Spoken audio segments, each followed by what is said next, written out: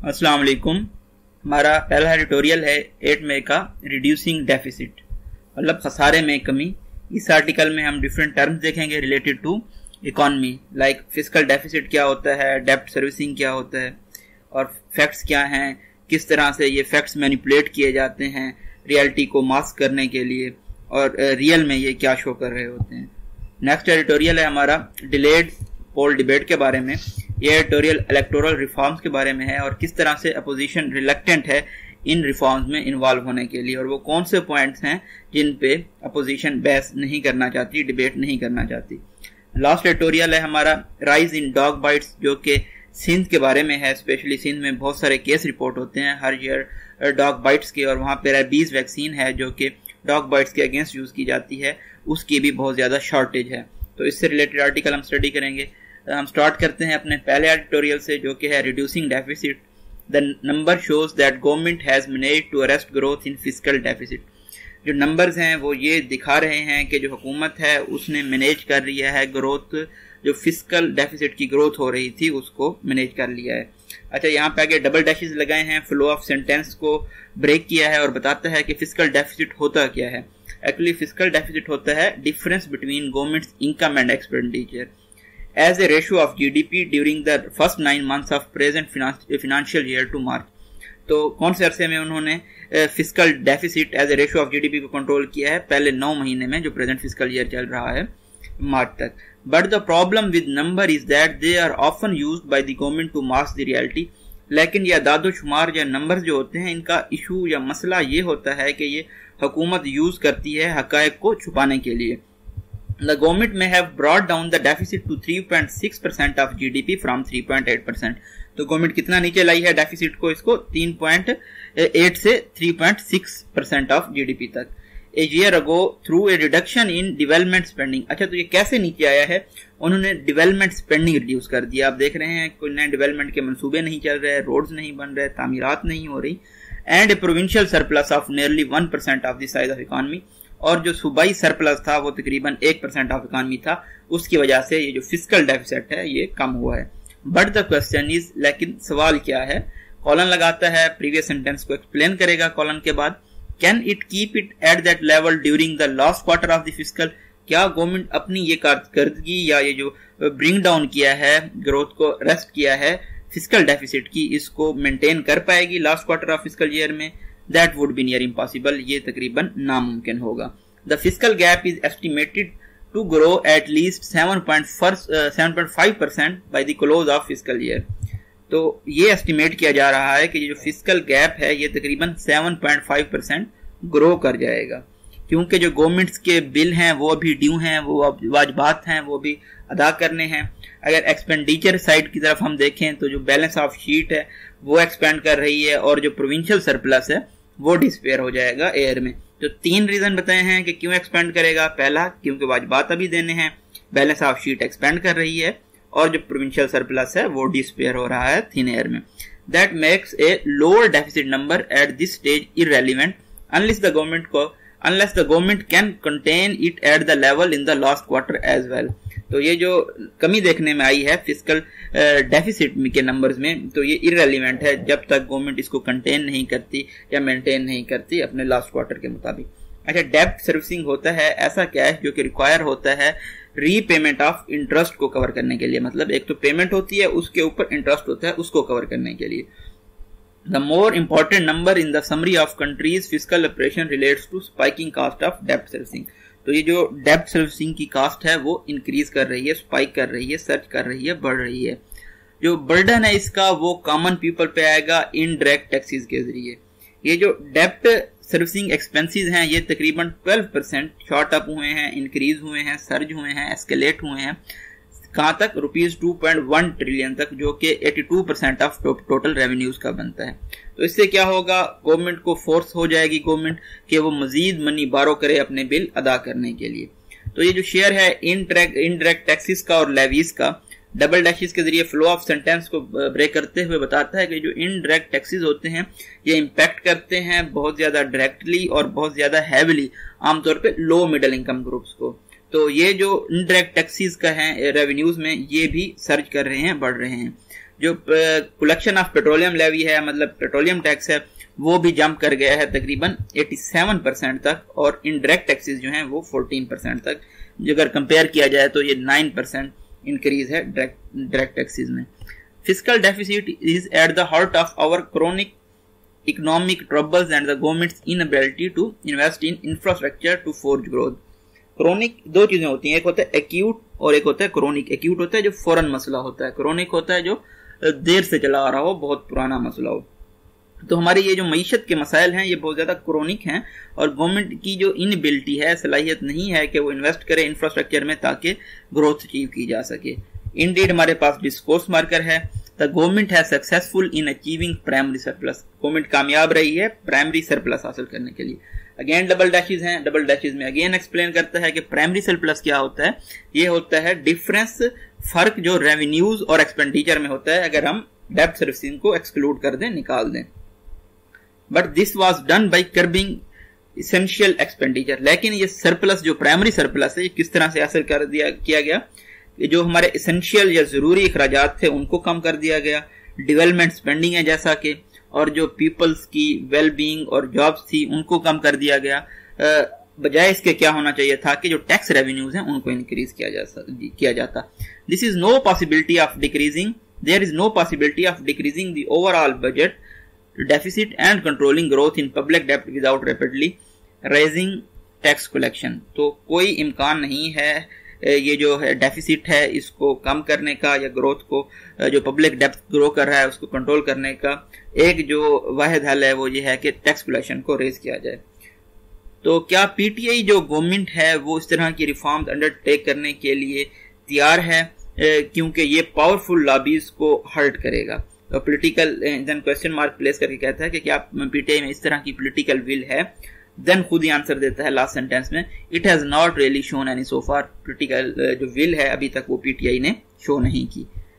Next editorial है हमारा delayed पोल debate के बारे में, जो इलेक्टोरल रिफॉर्म्स के बारे में है, ये अभी तक कहीं नहीं पहुंची, जो कि even though the major political parties से रिफॉर्म्स और क्रिटिकल जो मेजर पॉलिटिकल पार्टीज हैं पीपीपी, पीएमएलएन और पीटीआई, ये कह रही हैं कि जो रिफॉर्म्स हैं बहुत क्रिटिकल हैं, क्रूशियल हैं, नेसेसरी हैं, मैंडेटरी हैं, जरूरी हैं, लेकिन वो अभी भी इसको इनिशिएट करने के डिबेट को अभी भी कहीं पर करीब नहीं पहुंची। लेट अलोन रीचिंग ए कंसेंसस, अभी इत्तेफाकी राय पर पहुंचना तो दूर की बात है। इनफैक्ट हमारे पास डिस्कोर्स मार्कर है, ये नजर आ रहा है कि वो प्रोटेस्ट कर रही हैं या स्टॉल कर रही हैं, एब्स्ट्रैक्ट कर रही हैं, मतलब कि रोक रही हैं डिबेट को और फोर्जिंग अहेड विदाउट एंगेजमेंट, या आगे बढ़ रही हैं बगैर किसी एंगेजमेंट के।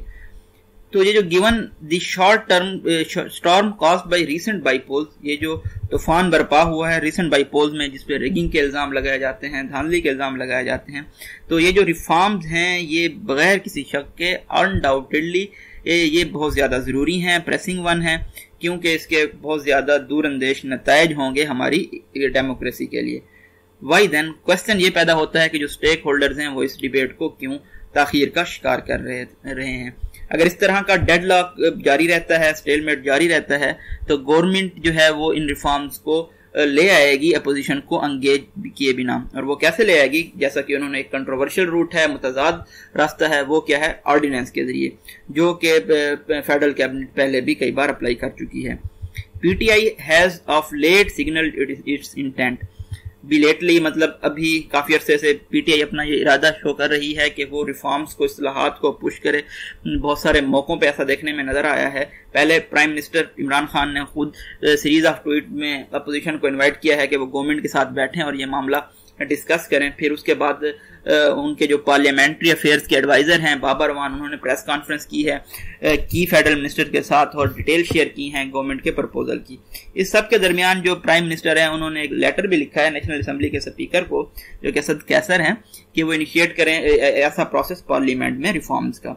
ये जो एफर्ट्स हैं ये शो कर रही हैं कि गवर्नमेंट का इरादा है, गवर्नमेंट सीरियस है अपने इरादे में, लेकिन जो अपोजिशन है उन्होंने इसको रिजेक्ट कर दिया है। There are two reasons behind the opposition pushback. तो इसकी दो वजूहात हैं अपोजिशन की पुशबैक करने की। पहला यह है कि एक्रीमोनियस रिलेशनशिप है, मतलब कि बिटर रिलेशनशिप है अपोजिशन और रूलिंग पार्टी के दरमियान। हमने बार बार ये देखा है कि जो कलेक्टिव अपोजिशन है वो क्रिटिसाइज करती रहती है, तनकीद करती रहती है प्राइम मिनिस्टर्स के एटीट्यूड पे, रवैये पे, दैट ही अवॉइड्स डिबेट्स के, वो मुबाहसे को अवॉइड करता है, पार्लियामेंट में नहीं आते वो। ये एक वैलिड क्रिटिसिज्म है, वैलिड तनकीद है, क्योंकि अगर हम देखें जो हाउंडिंग हो रही है, हैरेसमेंट हो रही है अपोजिशन मेंबर्स की करप्शन केसेस में, और जो प्राइम मिनिस्टर का पुअर अटेंडेंस रिकॉर्ड है पार्लियामेंट पे। दूसरी वजह यह है कि पीटीआई ने पॉइंट आउट किया है कि ये जो रिफॉर्म्स हैं ये एड्रेस नहीं कर रही एक प्रोवर्बियल एलिफेंट को। प्रोवर्बियल एलिफेंट एक प्रोवर्ब है जिसका मतलब होता है कंट्रोवर्शियल इशू को। वो क्या है जी? जो कि pre poll election day manipulation होती है इलेक्शन से पहले, और ये हमारे जो है एक ब्लाइट बन गई हैं, दब्बा बन गई हैं हमारे डेमोक्रेटिक प्रोसेस पे। तो ये भी एक सीरियस इशू है, one that result in creation, जो कि काज करता है क्रिएशन और ब्रेकिंग अप बहुत सारी पॉलिटिकल पार्टीज की, जैसा कि हम देखते आए हैं एक्सटर्नल फोर्सेस के जब प्रेशर होते हैं उसकी वजह से ये पॉलिटिकल पार्टीज की क्रिएशन होती है या ब्रेकअप हो जाती हैं, लोग मूव कर जाते हैं एक पार्टी से दूसरी पार्टी की तरफ, जिसको हम अमूमन हॉर्स ट्रेडिंग भी कहते हैं। Though the opposition concerns are valid, जो अपोजिशन के तहफुजात हैं वो वैलिड हैं। ये जो परसिस्टेंट उनका रिफ्यूजल है, इनकार है इस प्रोसेस में पार्टिसिपेट करने का, हिस्सा लेने का, इसका मतलब ये होगा कि सोल्यूशन जो है उनके बगैर रीच आउट कर जाएगी गवर्नमेंट। गवर्नमेंट ने पहले भी शाइड अवे नहीं किया, नहीं शर्माई इस तरह के बुलिश बिहेवियर से, हैरेसमेंट के बिहेवियर से, जो कि हम पास में देखने आया है। तो ये भी हो सकता है कि जो इलेक्टोरल चेंजेस हैं वो गवर्नमेंट ऑर्डिनेंस के जरिए ले आए, अपोजिशन की इनपुट के बिना ही। इस तरह की सिचुएशन से अवॉइड करने के लिए जो मेंबर्स हैं गवर्नमेंट के और अपोजिशन के, उनको चाहिए कि वो अपने बॉक्सिंग ग्लव्स जो हैं, अपना जो कन्फ्रंटेशनल बिहेवियर है उससे बैक ऑफ कर जाएं और वो उस कैओस के बारे में सोचें, मेस के बारे में सोचें जिसमें कंट्री प्लज्ड इन हो जाएगा, जिसमें कंट्री फॉल बैक कर जाएगा अगर इस तरह की इस्लाहात नहीं आती हैं, अगर इस तरह का जनरल इलेक्शन दोबारा से हेल्ड होता है। तो इन चीज़ों को मद्देनजर रखते हुए इनको अपने साथ एक दूसरे के साथ एंगेज करना चाहिए। जो की पॉइंट्स हैं कंटेंशन के, तजाद के, तो वो ये हैं कि इलेक्टोरल वोटिंग है, इलेक्टोरल एंड सॉफ्टवेयर मैनिपुलेशन है, एलिजिबिलिटी है ड्यूअल नेशनल्स की कंटेस्ट करने की। इन चीजों को अगर इग्नोर कर दिया जाए तो sincere debate truly free election पे कैरी आउट की जा सकती है। Those shying away from it have nothing to gain, जो लोग इसे शाई अवे कर रहे हैं, दूर जा रहे हैं, उनको कोई फायदा नहीं होगा। वंस अगेन देखने में आया है कि सिंध में राइज हुआ है डॉग बाइट्स में। वेडनेसडे को हमने देखा कि unusually high number of dog bytes सामने आए हैं लाड़काना में। यहाँ पे 19 पीपल, जिनमें मेजॉरिटी बच्चे थे, उनको एडमिट किया गया है एक्सीडेंट और इमरजेंसी में चंदका मेडिकल कॉलेज हॉस्पिटल में। उससे नेक्स्ट डे हाई कोर्ट ने भी पहले इसका नोटिस लिया था, फिर इसका अगेन नोटिस लिया है। उन्होंने एक टास्क दिया है लोकल गवर्नमेंट सेक्रेटरी को कि वो एक मैकेनिज्म सेटअप करे वीकली अपडेट्स के लिए डिस्ट्रिक्ट मैनिपुलेशन म्यूनिसिपल कॉर्पोरेशन के साथ with regard to the dog biting incident in this area. अब इस एरिया में डॉग बाइट्स के जो केस हो रहे हैं उनको देखते हुए इन चीज़ों को अगर माइंड में रखा जाए तो जो शॉर्टेज ऑफ रेबीज वैक्सीन है हॉस्पिटल में, ये भी बहुत इंपॉर्टेंट पॉइंट है। Even if the most dogs are not carrier of disease, बहुत सारे जो डॉग्स हैं वो कैरियर नहीं हैं इस डिजीज के। The rise in dog bytes cases is very alarming, जो ये राइज हुआ है डॉग बाइट केसेस में ये बहुत अलार्मिंग है, शॉकिंग है, हॉरिफिक है। कराची में सिर्फ अलोन तकरीबन 7000 केस रिपोर्ट हुए हैं पिछले साल में, और अगर हम पूरे सिंध की बात करें, प्रोविंस की बात करें, तो 2 लाख केसेस रिपोर्ट हुए हैं। इस तरह के जब भी इंसिडेंट्स होते हैं तो न्यूज आती हैं जिनमें बहुत ज्यादा आउटरीच पाया जाता है, गुस्सा पाया जाता है, आउटलैंडिश स्टेटमेंट्स होती हैं, वियर्ड स्टेटमेंट्स होती हैं, क्यूअर स्टेटमेंट्स होती हैं, वो दी जाती हैं। और अथॉरिटीज जो रिस्पॉन्ड करती हैं बहुत ज्यादा मैस कलिंग ऑपरेशंस, कलिंग का मतलब होता है स्लॉटर करना, कत्ल कर देना, मार देना। तो ये कलिंग ऑपरेशंस होते हैं, शूट किया जाता है, पॉइजन किया जाता है डॉग्स को स्ट्रीट्स में या ऑन साइड पे। तो इस तरह का जो प्रॉब्लम है इससे मजीद वर्स होता जा रहा है, जबकि स्ट्रे डॉग्स की पॉपुलेशन है वो कीप्स इंक्रीजिंग, मतलब बढ़ती जा रही है। अगर हम देखें क्लियरली हमारे पास डिस्कोर्स मार्कर है, तो इस तरह के जो नी जर्क सोल्यूशन है, मतलब ऐसे सोल्यूशन जो अनथिंकेबल हो, मतलब जिनके बारे में सोचा ना जाए और डिसीजन ले लिया जाए, तो ये वर्क नहीं कर रहे और ये इशू को मजीद एग्जरबेट कर रहे हैं, बढ़ा रहे हैं। इंस्टेड उसके बजाय क्या कहता है, trap neutral release. Trap neutral release होता है एक ऐसा सोल्यूशन है जिसमें डॉग्स को इंजेक्ट कर दिया जाता है न्यूट्रलाइज करने के लिए, ताकि अपनी पॉपुलेशन को इंक्रीज ना कर पाए।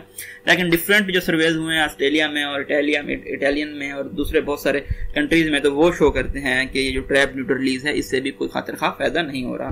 लेकिन पाकिस्तान के लिए फिलहाल के लिए ये प्रोग्राम बहुत ज्यादा फ़ायदेमंद होगा। अच्छा, यहाँ पे डबल डैश लगा के TNR लिखा है, यहाँ पे आप ब्रैकेट भी यूज़ कर सकते हैं TNR के लिए, और अगेन आप जब यहाँ पे यूज़ करेंगे तो आप इस एब्रीवेशन को यूज़ करते जाएंगे। लेकिन पहली मरतबा आपको पूरा सेंटेंस लिखना होगा, like trap neutral release, then आप ब्रैकेट में या डबल डैश में TNR लिखेंगे। तो ये जो प्रोग्राम है इसको भी कैरी आउट करने की ज़रूरत है बड़े मैस स्केल पे।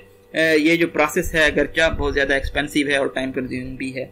TNR ऑपरेशन के साथ साथ दूसरी पॉपुलर कैंपेन्स को भी जारी रखना होगा, जिनका एम ये हो कि एटीट्यूड जो है, बिहेवियर है, रवैया है एनिमल की जानिब, उसको तब्दील किया जाए। इश्यूज जो हैं हैंडफुल इंडिविजुअल्स की जानिब नहीं छोड़े जा सकते ये जो इनको सॉल्व करने के लिए, क्योंकि बहुत सारे डीपर कल्चरल प्रॉब्लम्स हैं हमारे यहाँ। जो जनरल पॉपुलेशन का ट्रीटमेंट है स्ट्रे डॉग्स की तरफ वो भी रेंज करता है डेमोनाइजेशन से इंडिफरेंस की तरफ।